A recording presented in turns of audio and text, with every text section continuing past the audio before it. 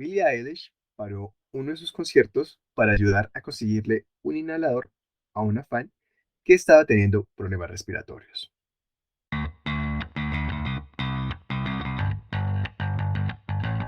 Bienvenidos a Podmédicos, el podcast de medicina para cuidadores de la salud. Nuestro propósito es compartir información actualizada y de la mejor calidad para que estudies sin la necesidad de leer. Somos Miguel Cañón. y Juan Mogollón.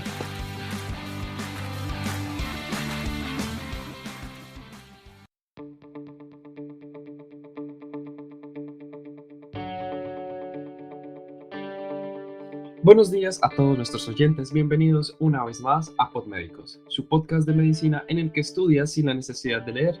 Te queremos agradecer por estar acá y compartir estos minutos con nosotros. Y si es la primera vez que nos escuchas, te agradecemos también por darnos la oportunidad. Recuerda que cada reproducción y cada me gusta es un granito de arena para que este proyecto siga adelante. Y como siempre, mi co-host Miguel acompañándonos. Miguel, ¿cómo estás? Pues bien, muy bien, disfrutando de los climas raros bogotanos. El placer latinoamericano de Bogotá. Sí. Bueno, en el día de hoy continuamos con el tema del asma. En el capítulo anterior sabemos que fue un poco denso y fue un poco tedioso, pero importante. Por ahora continuaremos con lo práctico. Sin más preámbulos, hablemos de la clínica del asma. Y pues tenemos una triada clásica que vendría a ser sibilancias, disnea y tos, y ocasionalmente la sensación de opresión torácica. Los síntomas pueden ser paroxísticos, existiendo periodos en los cuales los pacientes no presentan ninguna sintomatología. Bueno, Miguel, recordemos que en el capítulo anterior hablamos de la fisiopatología, los factores desencadenantes como el ejercicio, infecciones y un 10% de los adultos con asma desarrollan síntomas con la ingesta de antiinflamatorios no esteroideos.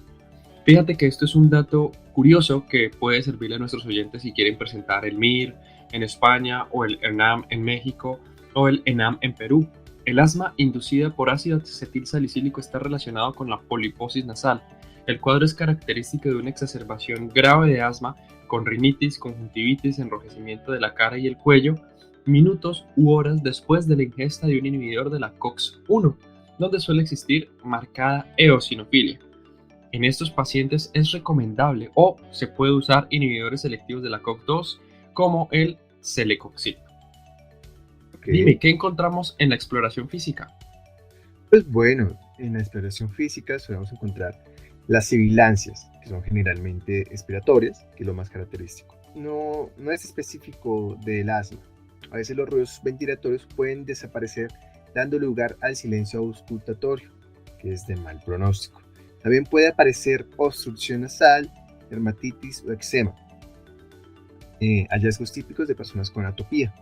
Otro dato de mal pronóstico es el pulso paradójico y el uso de músculos accesorios. ¿Cómo hacemos el diagnóstico? Primero hay una clínica que se debe sospechar con los signos y síntomas compatibles, dada la historia que nos esté refiriendo el paciente, pero suele confirmarse con pruebas de función pulmonar. ¿Cuáles pruebas debemos solicitar, Juan? Bueno, tanto la GINA como Harrison 20 edición y como UpToDate dicen y nos recomiendan que la espirometría es la prueba con la cual medimos la limitación del flujo de aire y la obstrucción se define como una disminución del cociente FEP1, FVC, por debajo del 70% o del 0.7. También con una espirometría evaluamos la reversibilidad, la cual demuestra un incremento del 12% a 200 mililitros en la FEP1 15 minutos después de inhalar un beta-2 agonista de acción breve, como el salbutamol. Y en algunos pacientes en el cual no podemos usar los beta-2 o no tenemos en el momento la disponibilidad, podemos hacer esta misma espirometría y la prueba de reversibilidad con glucocorticoides orales de 30 a 40 miligramos de prednisona o prednisolona al día, ¿de acuerdo? Y la espirometría se repite a los 15 días de este uso de glucocorticoides, esperando la misma reversibilidad del 12% o 200 milímetros. Eh, También tenemos la prueba de variabilidad, que consiste en realizar mediciones seriadas del plico de flujo expiratorio, peak flow o PEF o FEM, en el que se objetiva la fluctuación de la función pulmonar. Y decimos que una variabilidad mayor al 20% en 3 o más días en una semana es diagnóstico de asma. Ok. También hay test de la sensibilidad de las vías respiratorias o hiperreactividad bronquial. Es un método poco útil en la práctica clínica, pero puede ser útil en el diagnóstico diferencial de tos crónica. Esta prueba de provocación bronquial inespecífica es útil en pacientes con sospecha de asma y una espirometría normal. Consiste en exponer al sujeto a concentraciones crecientes de sustancias como la metacorina o la histamina. El test es positivo cuando se produce una caída del FEV1 mayor o igual al 20% con respecto a su valor basal. La fracción de óxido nítrico exhalado o FeNO es una prueba indirecta de la inflamación eosinofílica. Los pacientes asmáticos tienen valores elevados de FeNO mayor a 40 en pacientes que no estén tomando corticoides, pero un FeNO normal no descarta asma. Otras pruebas que se pueden incluir son los gases arteriales, la radiografía de tórax, el hemograma y test alérgenos, más como para buscar datos adicionales y colaterales. Ahora bien, ¿cuál sería el tratamiento del asma? Muy bien, muy bien. Entramos en el tratamiento del asma y existen dos grupos de fármacos usados en el asma. Los fármacos de rescate o los que alivian los síntomas, que son los que se utilizan a demanda para disminuir o prevenir la broncoconstricción, que en los cuales se incluyen los beta-2 agonistas de acción corta como el salbutamol, corticoides sistémicos anticolinérgicos inhalados de acción corta y las teofilinas de acción corta. Por otro lado, tenemos los fármacos controladores de la enfermedad, que incluyen corticoides inhalados y sistémicos, cromonas, teofilinas de acción retardada, beta-adrenérgicos selectivos de acción prolongada, biológicos y antagonistas de los leucotrienos. Pero bien, empecemos hablando de los corticoides. Los corticoides inhalados, como la budesonida, son los fármacos antiinflamatorios esteroideos más eficaces de los que se dispone, por lo que son medicamentos para controlar la enfermedad más elegidos, ya que reducen las exacerbaciones, la hiperreactividad bronquial y los síntomas.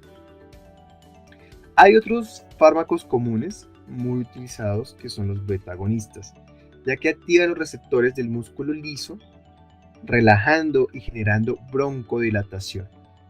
Por otro lado, los anticolinérgicos como el bromuro de hipertrofio evitan la broncoconstricción inducida por los nervios colinérgicos y la secreción de moco.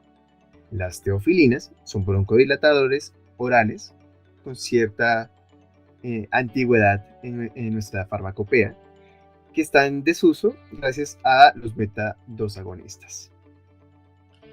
Y empezamos con los antileucotrienos, que estos son más medicamentos controladores, como el montelukast y el zafirlukast, que actúan bloqueando los receptores del cisteína leucotrieno, los cuales generan una gran broncoconstricción. Además, las cromonas, como el cromilin y el neocromil sódico, son controladores del asma. Al parecer inhiben la activación de los mastocitos y los nervios sensitivos, y por ello logran bloquear el asma inducido por desencadenantes como el asma inducido por el ejercicio. Dentro de los fármacos también tenemos los biológicos, y dentro de estos tenemos los anticuerpos monoclonales como el omalizumab, el cual es un bloqueador que neutraliza la IgE circulante. Y por otro lado tenemos los anticuerpos monoclonales con capacidad de bloquear como el mepolizumab, reslizumab, benralizumab, que bloquean la interleuquina 5 circulante, que ha demostrado disminuir también las exacerbaciones en los pacientes con asma grave no controlada. Por otro lado, también tenemos el fármaco dupilumab, que se une a la interleuquina 4, produciendo un bloqueo tanto de la IL-4 como de la IL-13, que ha demostrado también reducción en las exacerbaciones, con una mejoría en la función pulmonar y los síntomas, indicado en pacientes mayores de 12 años con un recuento de eosinófilos alto y un FeNO también elevado. Mira, qué bonito se relaciona lo que decíamos en el capítulo anterior de que en la fisiopatología iba a ser una exploración de inmunología. Y mira, ahí están las dianas farmacológicas que habíamos hablado en el capítulo anterior. Así que puedes visitarlo si tienes un chance.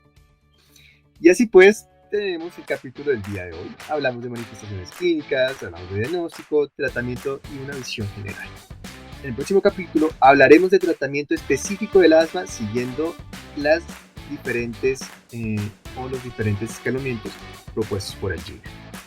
Muy bien, gracias por estar acá y compartir estos minutos con nosotros. No olvides compartir, pues la educación debe ser compartida.